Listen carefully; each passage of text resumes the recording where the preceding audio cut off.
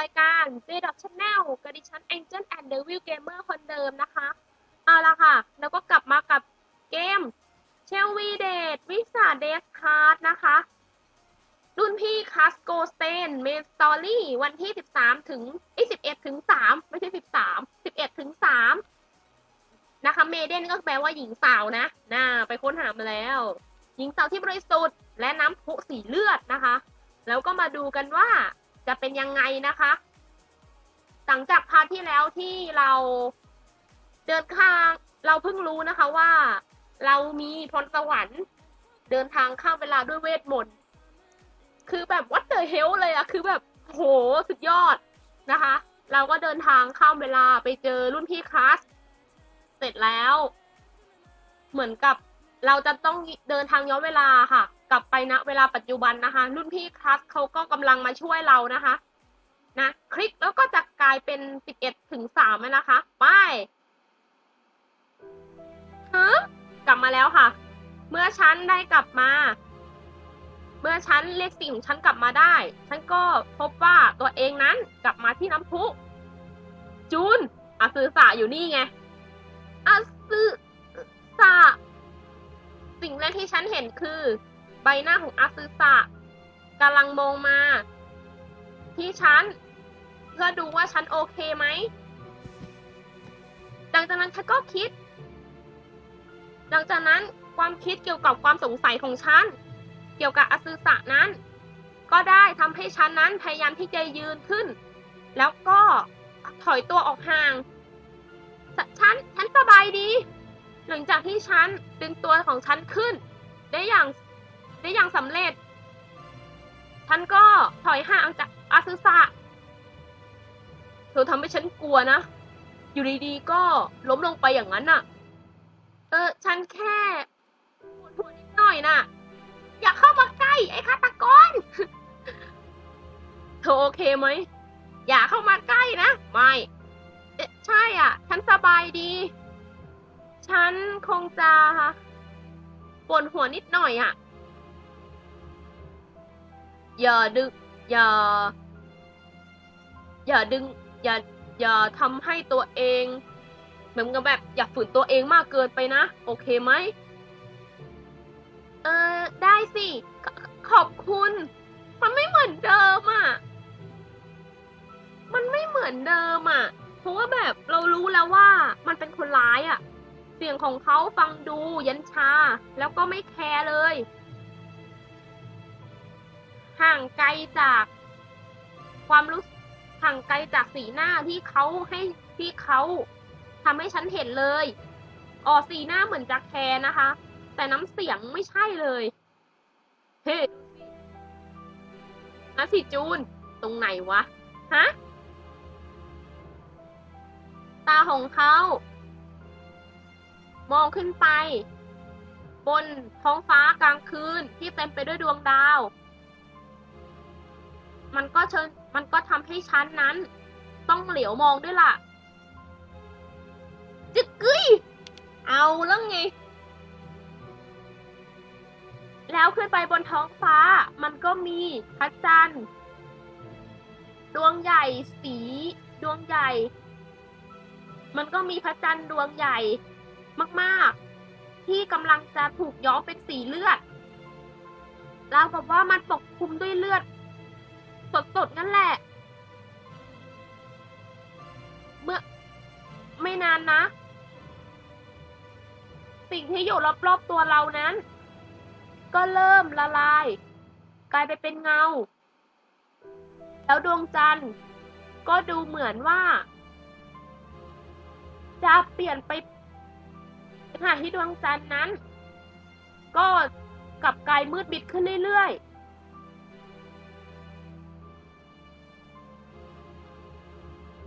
ก็ดีนะยูนิคอร์นจะไม่ออกมาถ้าพระจันทร์นั้นน่ะถูกบดบังไปหมดแล้วพูดงี้มันก็ว่าไงวะ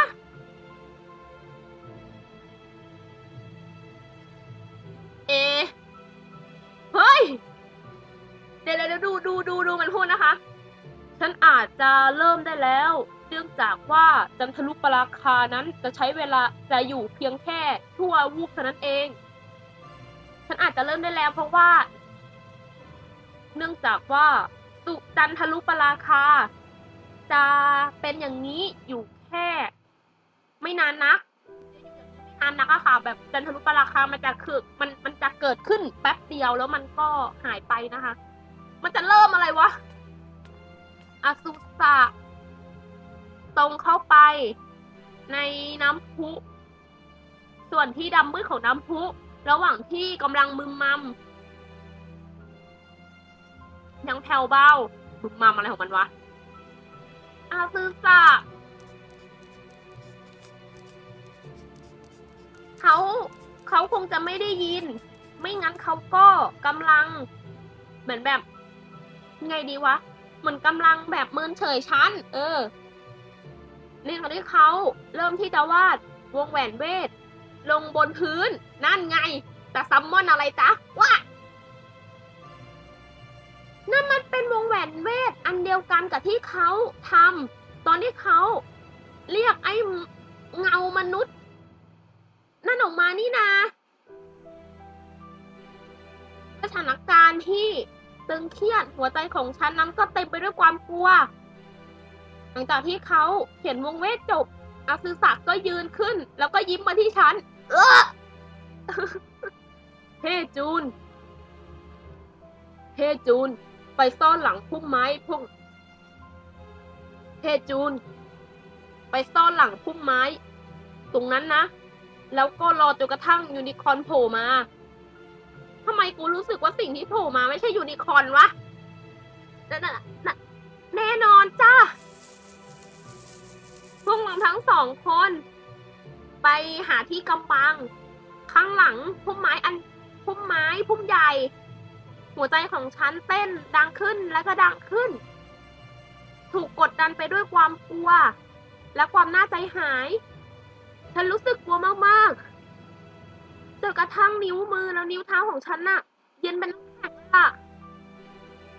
สิ่งที่ฉันทำได้ตอนนี้ก็คือความกลัวต่อสิ่งชั่วร้ายเขาต้องการยูนิคอร์นเพราะอะไรกันแน่ล่ะเขามีจุดประสงค์อะไรกันแน่นะคะอันนี้ก็บทเมื่อกี้นะข้ามไปฉันกลัวมากๆเลยล่ะตอนเนี้ยแต่นะคะเราย้อนนะคะจูนเดี๋ยวก่อนนะคะทำเสียงรุ่นพี่คลาสก่อนจูนฟังนะเธอต้องไว้ใจฉันไม่ว่าอะไรจะเกิดขึ้นเธอรอฉันนะฉันจะไว้ใจรุ่นพี่คลาสและรอเขาสัญญากับฉันไว้แล้วนี่เขาสัญญาว่าฉันสัญญาว่าฉันก็จะรอเขาด้วยเหมือนกันถึงแม้ว่าจันทรุปราคาจะจบแล้วพระจันทร์นั้นก็กลับมาเป็นสีเงินเหมือนเดิมน้ำพุครั้งหนึ่งที่เคยดูสวยงามกลับมาดูสวยงามอีกครั้ง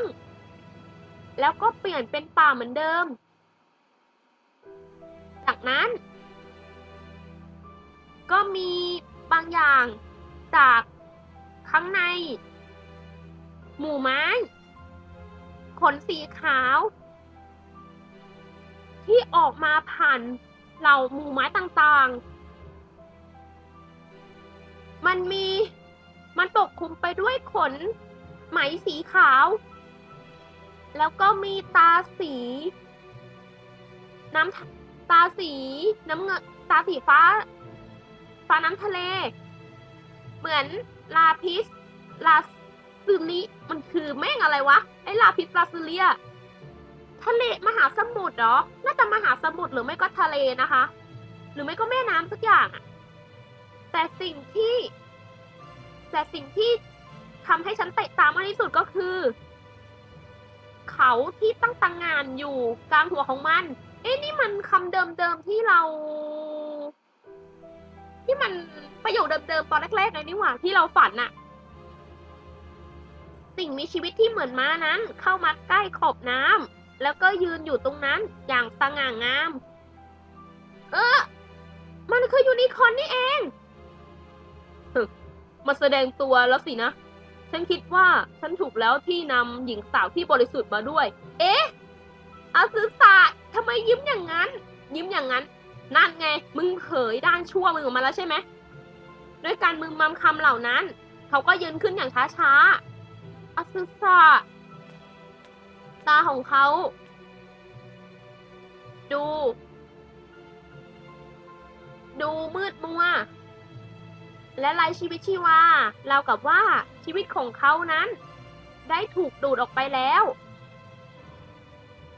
เขาต้องไปข้างหน้าอย่างไม่มีอย่างไร้ชีวิต แล้วก็ไม่มองที่อะไรเลย ไม่ได้ยินอะไรเลย เอ๊ะหมายความว่าไงวะ แล้วกับว่ากำลัง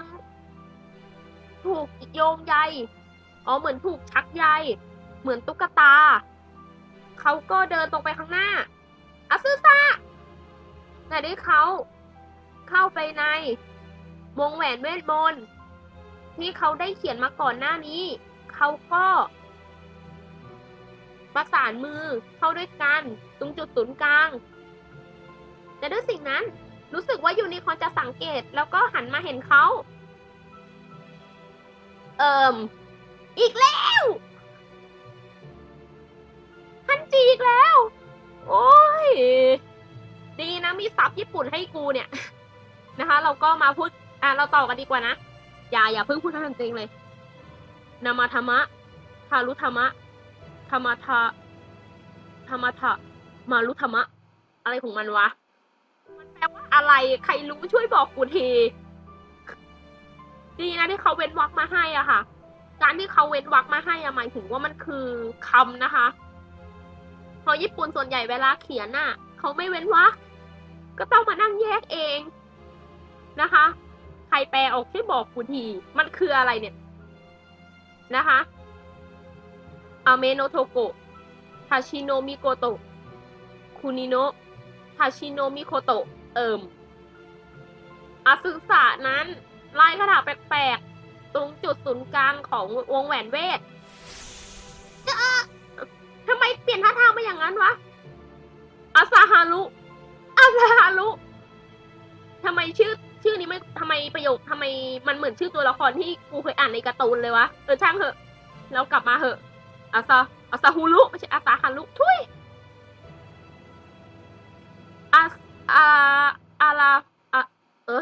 ใจเย็นอาราฮุรุคามิตาชิโวกะโวบะคามุเดี๋ยวก่อนนะคามุโตฮาชินิทูวาชิทามะอิเขาตะโกนคำสุดท้ายประโยคสุดท้ายออกไประหว่างที่กำลังอาแขนของเขาไปหายูนิคอร์นเนื้อมือของเขาไปหายูนิคอร์นในไม่ช้าเขาก็เปิดวงแหวนเวทที่มีรูปร่างเหมือนกระจกนั้นเป็นกำแพงไล่เวทเป็นกำแพงอะค่ะกระจกล้อมรอบยูนิคอร์นจะจับยูนิคอร์นเหรอนั่นมันเป็นบาเรียใช่ไหมเนี่ยนั่นไงยูนิคอร์นแม่งกลายเป็นเหมือนที่กูฝันเลยอยู่ดีๆก็มีดวงตาสีเลือดนั่นไงกูว่าแล้วเหมือนที่กูฝันเปียบเลยอะความทันใดนั้นเวทมนต์ที่ล้อมรอบมันก็ทำให้ยูนิคอร์นนั้นอยู่ดีๆก็ยังไงเดี๋ยวพยศแล้วก็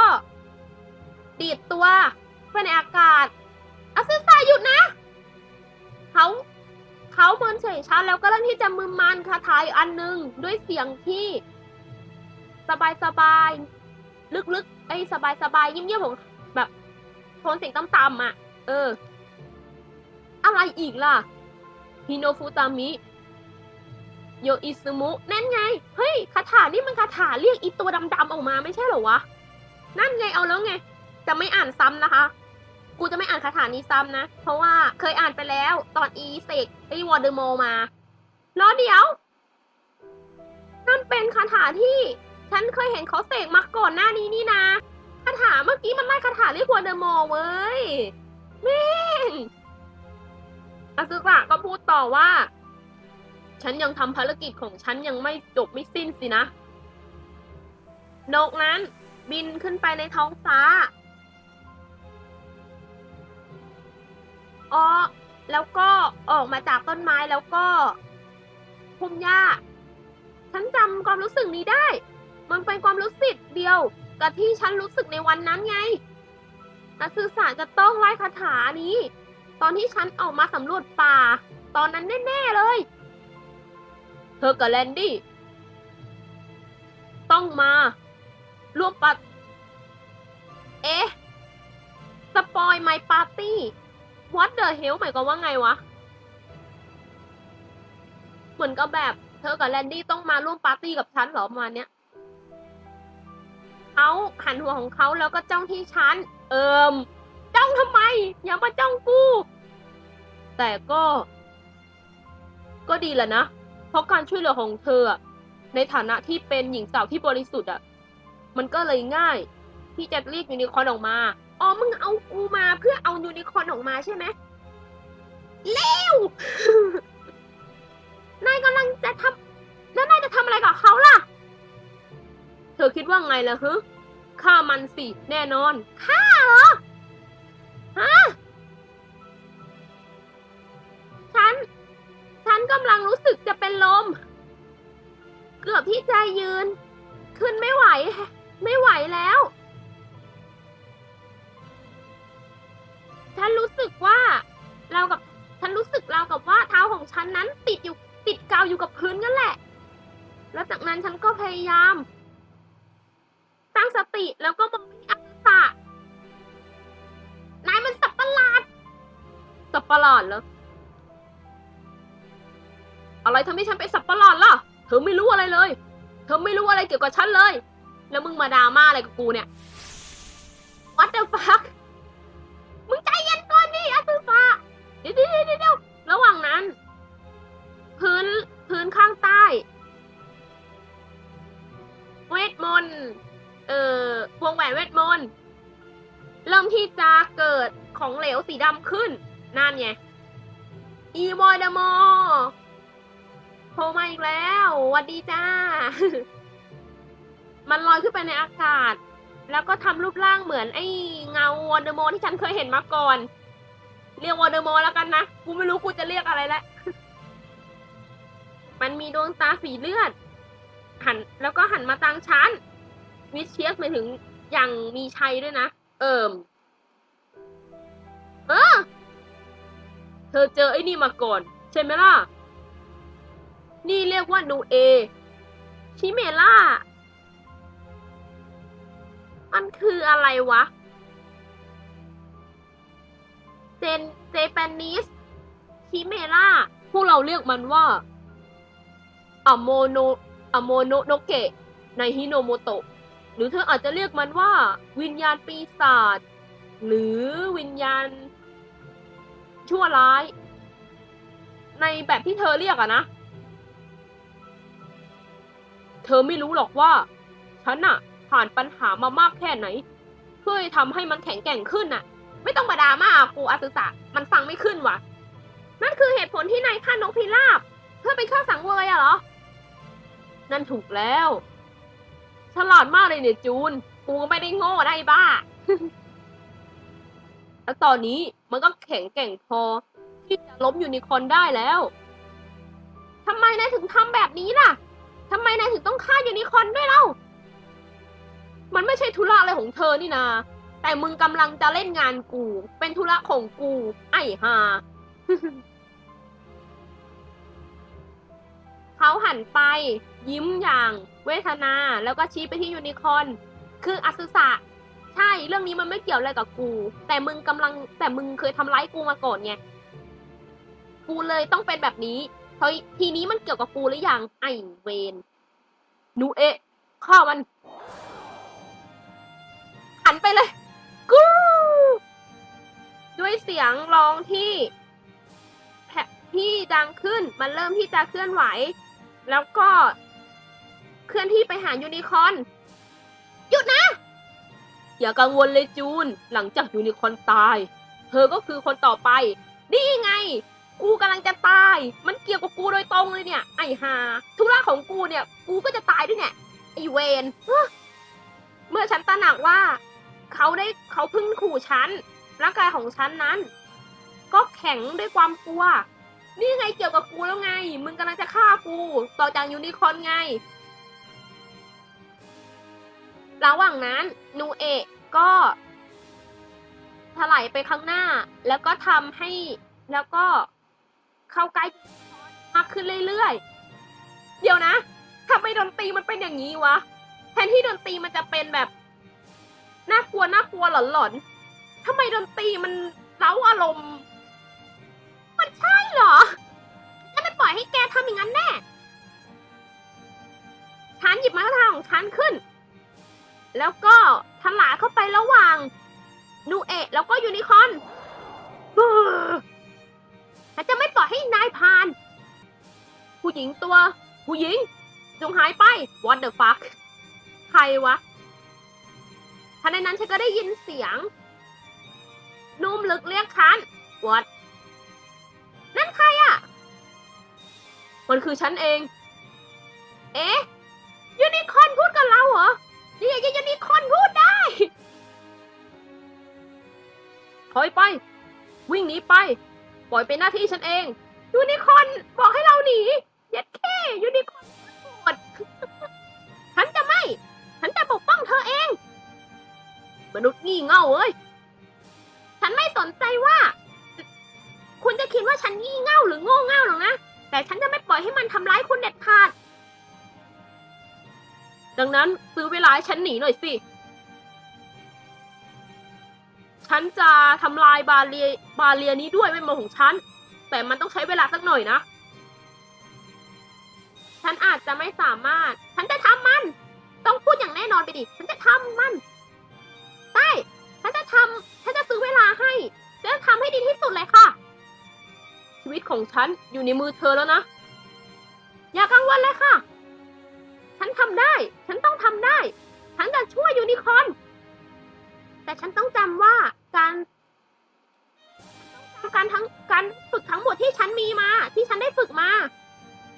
เธอวางแผนที่จะมากวางทางฉันงั้นเหรอฮะถ้าอย่างนั้นฉันคงจะต้องฆ่าเธอก่อนสินะจูน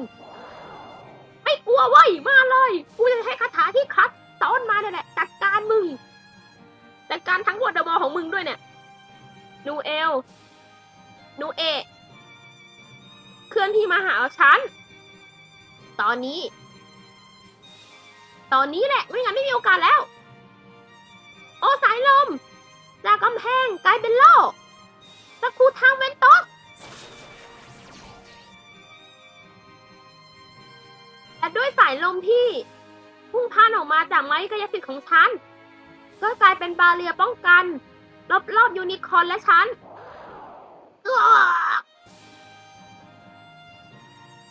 ไอ้เจ้านูเอลเนี่ยมาเจ้านูเอลปะทะเข้ากับบาเรียแล้วจากนั้นก็ถูกทำให้กระเด็นถอยหลังไปมันยากที่จะควบคุมบาเรียที่ใหญ่อย่างนี้เนี่ยฉันทำได้มากสุดก็แค่5 นาทีเท่านั้นแหละจำไว้การฝึกของฉันกับคลาสฉันจะต้องมีสมาธิกับเวทมนต์และเติมพลังเวทมนต์ทั้งหมดของฉันลงไปในบาเรียนี่ได้โปรดเธอครับให้ความแข็งแกร่งกับฉันด้วย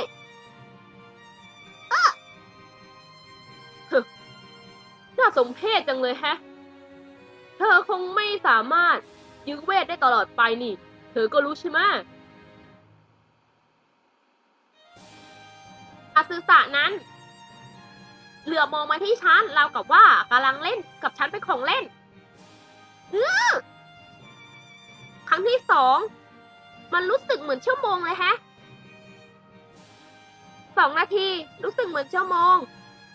หลายนาทีผ่านไปรู้สึกเหมือนเป็นวันเลยอะในแบบที่เวลากำลังเพิ่มมากขึ้นเรื่อยๆเวทมนต์ของฉันก็อ่อนแอลงแล้วก็ปล่อยให้นูเอลยื่นแขนของมันผ่านเข้ามาในบาเรีย ไม่ฉันตื่นตระหนกไม่ได้ตอนนี้สติสิมัน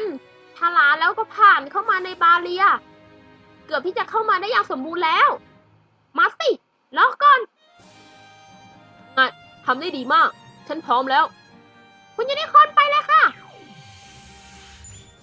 แล้วเมื่อวินาทีต่อมามันก็ทลายูนิคอร์นก็ทลาเข้าหาบาเรียแล้วก็ถูกปล่อยเป็นอิสระ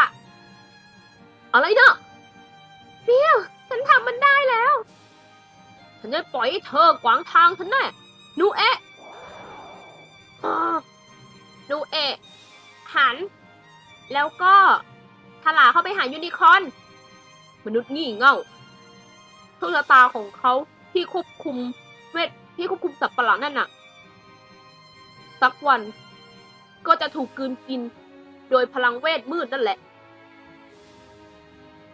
ยูนิคอร์นเตือนอาซึสะว่าใช้เวทมืดตบไประวังไอ้พลังเวทมืดนั่นน่ะจะกลับมาทำร้ายตัวเองนะในมาเนี้ยยูนิคอร์นพูดคำเตือนสุดท้ายกับอาซึสะก่อนที่จะทลากลับเข้าไปในหมู่ไม้บ้ามันหนีไปได้ขอบคุณพระเจ้าฉันทำมันได้แล้วแต่ยังไงก็ตามจูนมึงคือลายต่อไปทำมันได้นี่จูนนานไงเอาแล้วไงไม่น่าเสียดายชะมัดน่าเสียดายอะไรอย่างนี้เนี่ยน่าเสียดายอาซึสะนั้นเหมือนกับแบบสายหัวของเขาเล่ากับว่าเขานั้นถูกควบคุมด้วยความโกรธหนูตอบถูกด้วยว้ายนะคะโอ้ยแม่งชิบหายแล้วเป้าหมายต่อไปคือเราค่ะมันหันมาทางเราแล้วอาซึสะสั่งแล้วชิบหายแล้วอาซึสะเปลี่ยนเข้ามาหาฉันฉันเห็นแม้กระทั่งภาพสะท้อนของฉันในดวงตาสีเลือดของมันไม่อย่าเข้ามาใกล้ฉันนะไม่ได้โปรดอย่าเข้ามาใกล้ฉันกำลังจะตายใช่ไหมโดยที่ยังไม่ถูกยอมรับเข้าไปในอะคาเดมี่เนี่ยนะโดยที่ยังไม่ได้กลายเป็นแม่มดที่ยอดเยี่ยมหรือทัมเมอร์อย่างที่ฉันเคยฝันมาตลอดนะเหรอโดยที่ยังไม่บอกรุ่นพี่คลาสเลยว่าฉันรักเขามากแค่ไหนอะรุ่นพี่คลาส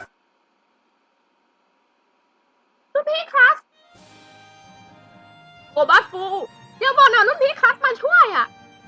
และจากนั้นเสียงเรียกที่ก็เสียงตะโกนก็ออกมาจากป่า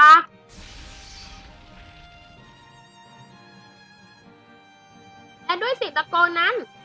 ก็มีไฟบอลมาทำลายแล้วก็ตรงเข้าไปหานูเอะขอโทษที่ทำให้เธอรอนะเสียงเท้าใครบางคนกระทบพื้นอยู่ข้างหลังสั่นสะเทือนอยู่ข้างหลังฉัน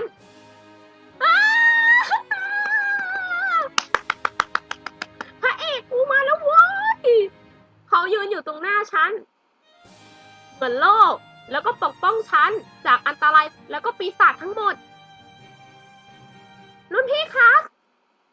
เอาล่ะค่ะก็จบกันไปนะคะกับรุ่นพี่คลาสโกสเตนเมสตอรี่นะคะพาร์ทที่28นะคะจำชื่อพาร์ทผิดครั้งที่แล้ว26เฉยเบยนะคะพาร์ทที่28ก็จะเพียงเท่านี้นะคะโอ้โหพาร์ทนี้แม่งพลั่นมากอีปิกมากมันมากโอ้ยพาร์ทนี้แม่งมันจริงว่ะโคตรมันน่ะ